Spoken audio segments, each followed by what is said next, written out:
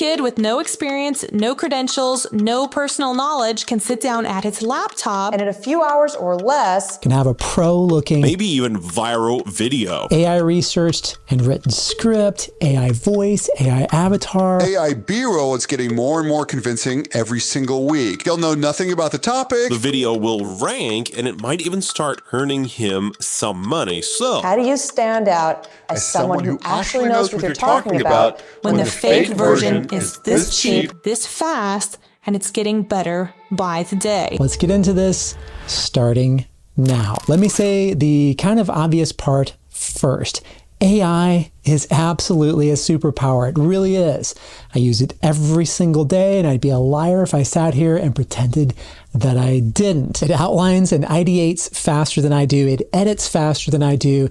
It suggests ideas and angles I never would have thought of. It can take a messy jumble of thoughts and hand back to me a clear and concise narrative. It's pretty wild. So this isn't one of those AI bad videos. I'm not going to pretend my hands are clean in this, but the same tool that makes me faster makes everybody faster, including the guy who has no business making content on a topic. Here's how this works, and honestly, this is the reason why it's so tempting for non-expert trend hunters to use AI like this. So you pick a trending topic, anything, doesn't have to be something that you understand at all. Open Claude, Gemini, whatever, ask it to write you a script. It's basically kind of like a book report or a research paper, right? Drop it into something like HeyGen, and now you have a face with a voice. It's a guy in a button down. It looks like he could be your uncle's accountant, right? Trustworthy. Or an algorithmically beautiful young woman with just the right ratios between her facial features, okay?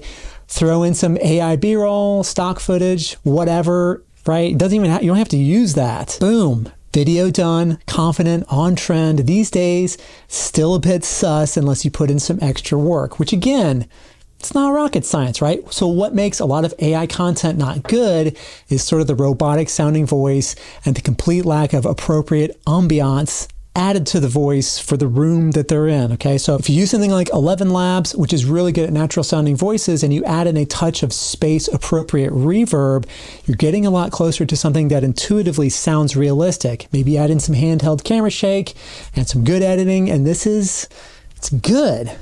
Why am I not doing this again? Here's the problem with it, or one of the problems with it anyway.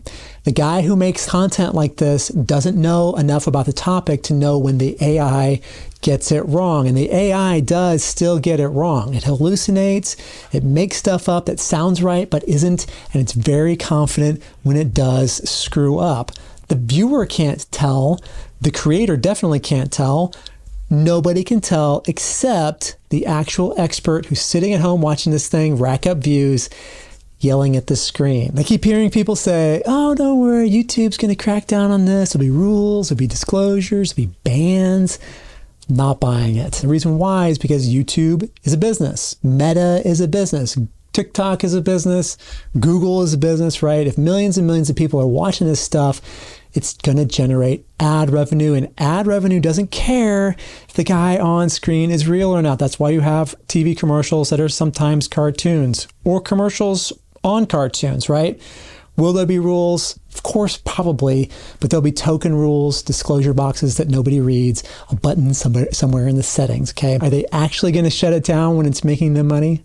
Okay, we're all adults here, and I think we know the answer to that question. So if you're waiting for the platforms like YouTube to save expertise like yours, you're waiting on the wrong people. It's not, will fake experts exist? They already do, and they have for, honestly, a long time. The question is, will the real ones still get heard? When somebody can get a smooth, confident, AI aggregated answer to almost any question in 20 seconds, will they even want to hear from the guy who's been doing this for 30 years? The AI version is faster. It doesn't ramble. It doesn't say, it doesn't tell stories that go nowhere. It sounds like a perfect TED Talk. The real expert, well, you've got scars and you've got stories. Sometimes you lose the thread. You have opinions and counter arguments to the way everybody else does things, okay?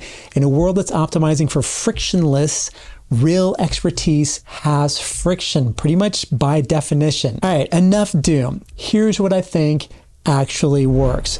Number one, Use the tools. Don't pretend like you're not. Use AI to outline, to ideate, to clean up, to do research, to save you hours so that you can spend that time on the part that you do best. Pretending you don't use it is dumb. Okay, everybody uses it. The question is, what do you do with the time that it gives you back? 2, let your voice come through. This is kind of a big one. The AI version is smooth and homogenized and forgettable. Your version has weird specific details, a story about a roof that you climbed back in 2003, a name that you remember, some mistake you made back in your early 20s that taught you something. I don't think that AI can fake that, not yet anyway, and even if it does, it's still fake, okay? I'm real, you're real.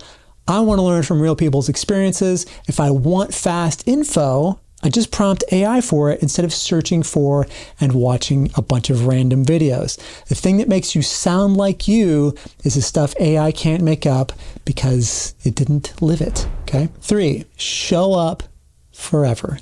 This is kind of the marketing part of all this, and honestly, I don't think there's a shortcut around it. You kind of have to love doing this.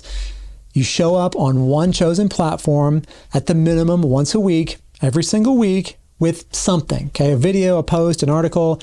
Doesn't have to be perfect. It just has to be consistent. I'm talking YouTube, LinkedIn, Facebook, whatever it is. The fake expert pipeline is great at sprinting, but it's terrible at marathons.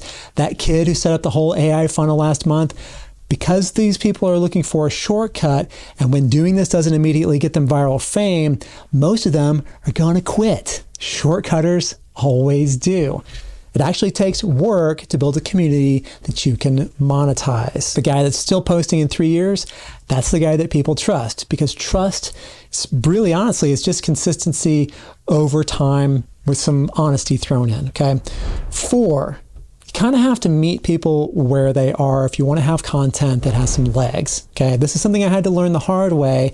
I know a lot about my industry, but my viewer does not. My viewer is figuring out if this whole like independent adjuster thing is even right for them, which is what I've done for a long time, what I do on my other channel. So if I make videos for me, at kind of like at my high level of expertise in insurance claims or whatever, I'm kind of just talking to myself. You have to ask the question, is your audience a bunch of beginners, okay? On top of that, I have to think about what those beginners need to hear as much as what they think they want to hear. Those are often 2 totally different things. It's a little bit like giving the castor oil with some honey. I don't know if that's a real thing or not, but you get my point. On my main channel, Adjuster TV, I get real information from real people about the work, not just my own experience and my own opinions about stuff. So a lot of people are going to be genuinely fine with the AI version. They just will. They want a quick answer. They want it confident. They want it now. They don't care who delivered it. And honestly, I don't think that they care if it's particularly accurate or not. The homogenized, filtered, mass market version of this is enough for them. And that's okay. It's not your customer. Your customer is the person who got burned by the homogenized version, who acted on bad info, who realized too late that the confident sounding video was confidently wrong, okay? That person comes looking for a real human with real experience who can answer the follow-up questions, who won't hallucinate when pressed or misunderstand the question. You, as the creator, the expert, you don't need everybody on the internet. You never did.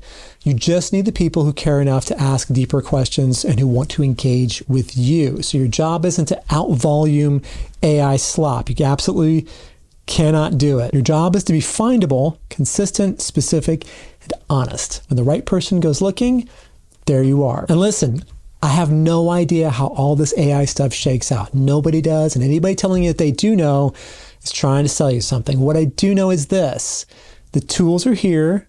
They are not going away, and pretending that they will, if you just close your eyes and stick your fingers in your ears and ignore them, this is a waste of energy, okay? You're just going to get left behind.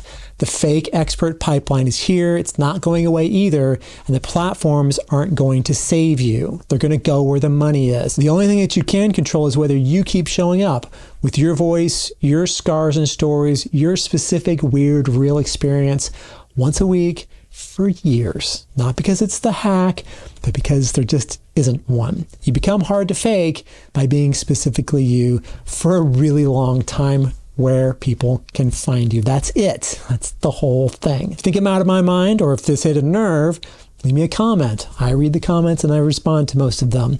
AI can't read and respond to comments yet, as far as I know. And of course, this might not age well, but I want to know what you're seeing in your own field, because this isn't just my industry and independent claims. This AI stuff is everywhere now, okay? And for YouTube creators in particular. If you want to know what I tell my 28-year-old self as a 54-year-old, check out this video right here, and I'll see you on the other side.